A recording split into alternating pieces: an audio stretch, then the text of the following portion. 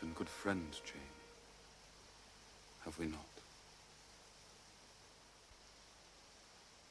Yes, sir.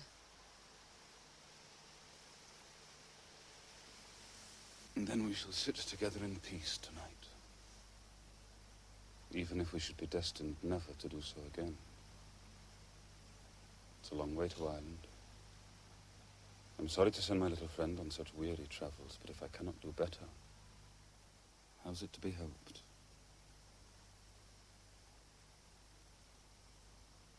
Are you anything akin to me, Jane, do you think? Because I have a strange feeling with regard to you. Especially when you're near to me as now. And if that boisterous channel and 200 miles of land come broad between us, I'm afraid some cord of communion will be snapped. Then I shall take to bleeding inwardly. As for you, you'd forget me. That I never should, sir.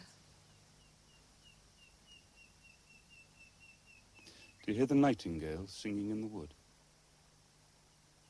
Listen. I wish I'd never been born. I wish I'd never seen Thornfield. No, because you're sorry to leave it? I love Thornfield. I love it because in it I've lived a full and delightful life. Not been trampled upon. I've talked face to face with what I reverence, with what I delight in. I've known you, Mr. Rochester. It strikes me with terror and with anguish to be torn away from you forever. I see the necessity of departure, and it is like looking on the necessity of death. Now, where do you see the necessity? You have placed it before me. Mr. Ingram, your bride. My bride? What bride? I have no bride. You will have. Yes, I will.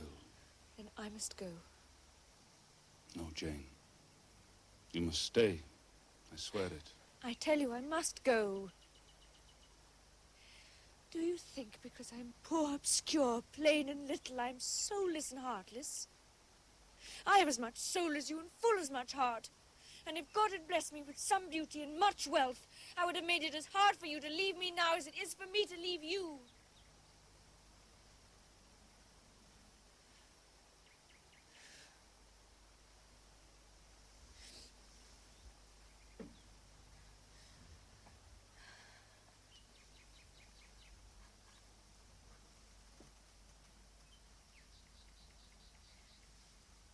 It is my spirit which addresses your spirit. Just as though both had passed through the grave and we stood at God's feet equal. As we are.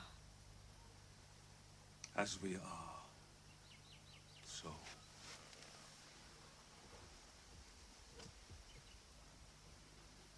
So, Jane. You are a married man, or as good as married.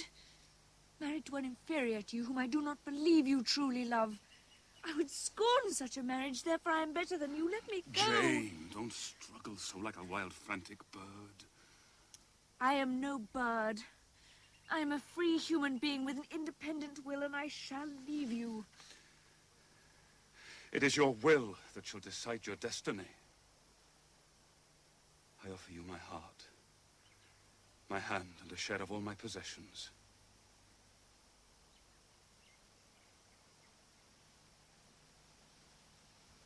You play a farce with me.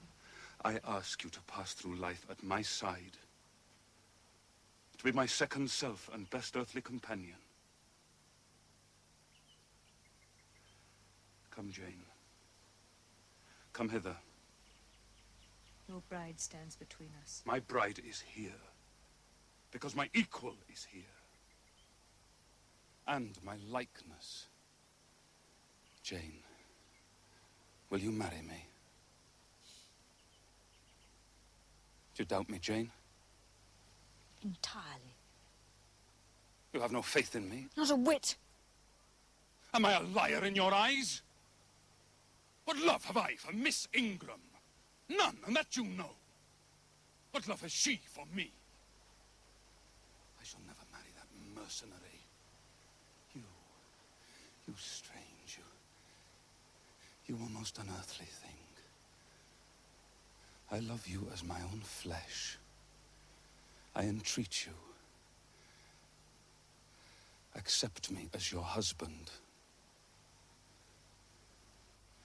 Jane, I must have you for my own. Entirely my own. Will you be mine?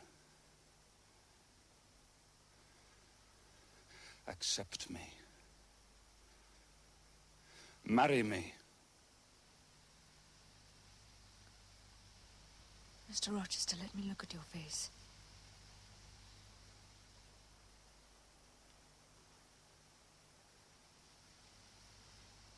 Are you in earnest? You truly love me? Do you sincerely wish me to be your wife?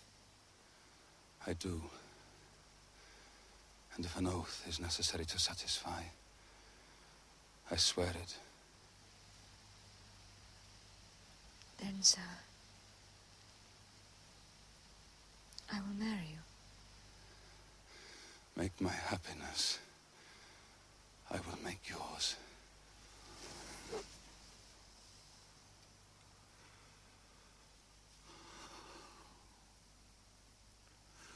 God pardon me, and man meddle not with me. I have her and will hold her. Edward, there is no one to meddle. I have no kindred to interfere. No. That's the best of it. Are you happy, Jane? Yes. It will atone. It will atone. My love and constancy will expiate. God will judge me kindly.